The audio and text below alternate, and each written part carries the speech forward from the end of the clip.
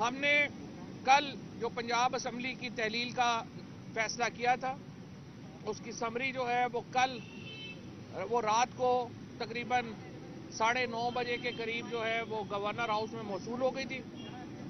ہماری توقع اور ہماری خواہش یہ ہے کہ آرٹیکل 112 کے تحت گورنر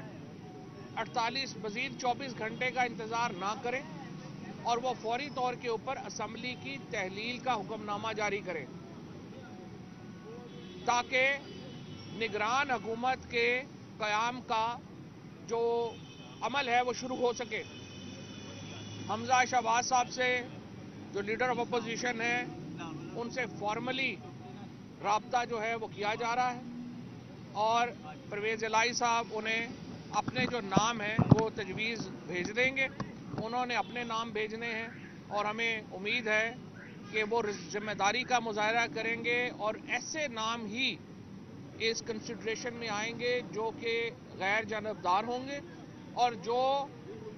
صاف اور شفاف الیکشن کرانے کی صلاحیت رکھتے ہوں۔